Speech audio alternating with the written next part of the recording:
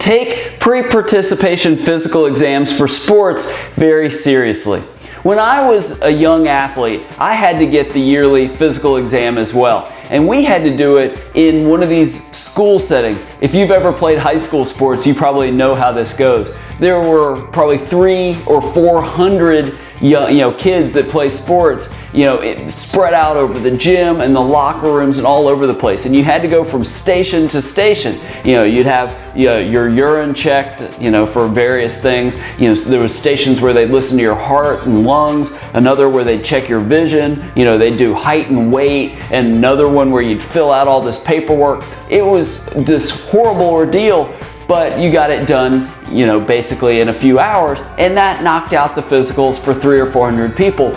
But to be fair, we hated it and probably didn't take it as seriously as we should. I'm Dr. David Geyer, orthopedic surgeon and sports medicine specialist, and I provide education and commentary on sports and exercise injuries, injury treatments, and injury prevention for athletes and active people so that you can stay healthy and perform your best. Now, you may be very familiar with the mass screenings that I just talked about, but I don't know that that's really the best way to do it. First of all, I think if you have the opportunity, and most people do, adults or even kids that have pediatricians or family doctors, that's where I would start. See your regular doctor. For one, they're not competing with 300 or 400 other people there, so they'll be able to hear, they'll be able to communicate better, but they also get to spend more time with you than they can in these mass screening settings. Plus, the doctor's probably going to know a lot more about you. He's got your record of all your prior illnesses and treatments,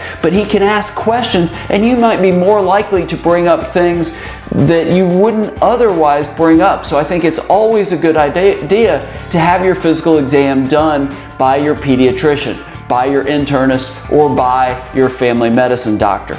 Another thing though that I would say is when you're filling out the form and it talks about your history, both your medical history and injury history, as well as the history of your family, take that form home and fill it out with your parents. 12, 13, 14-year-olds aren't going to know about medical problems of their grandparents or maybe their aunts or their uncles. And sometimes there's family conditions that can be very important. There are heart conditions that you can manifest, or the first clue is that a family member has it. And there are a number of cases that occur every year where the athlete dies, sudden cardiac death, and they had no idea that they had a problem in the first place. So it's important to just not check no to all the boxes. Take that form home, answer it very carefully, but talk to your parents or parents, fill that out with your kids to make sure that you give all possible information to the doctor.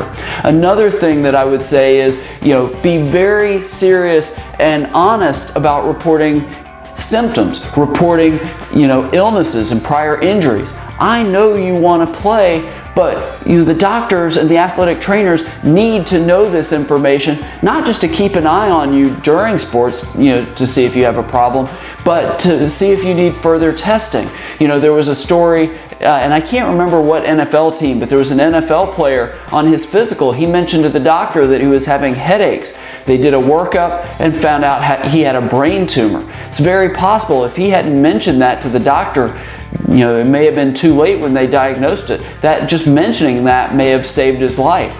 But you got to be honest. If you're having issues with eating or your regular periods, your menstrual cycle, problems there can lead to a stress fracture. If you're having constant knee pain or constant shoulder pain, that's worth talking to your doctor as well so they can check it out and make sure that there's not something serious going on. And again, the athletic trainers and doctors can follow you over the course of the season to make sure that there isn't a worsening from baseline at your pre-participation physical. I know this isn't fun, but it's very important, and it's why we do it. So it's important that you not only do it like is required, but to take it very seriously. Now, have you had a pre-participation physical exam, or do you give them? Are you a physician or maybe a PA or nurse practitioner or an athletic trainer? I'd love to hear your experiences. So below this video, share your thoughts. Share your experience. I know I would love to read those comments, but I bet viewers all over the world would love to read those as well. If you like videos like this and you want more information on sports and exercise, injuries and injury treatments and injury prevention, subscribe to my YouTube channel. Click the box in the upper right corner of the page. I record a couple of these videos every single week, and you'll get those videos delivered directly to you. Thank you so much for watching. I really hope this video was helpful. If you know friends that have kids who play high school sports, please share this video with them. Thank you for watching, and I look forward to seeing you right here next time.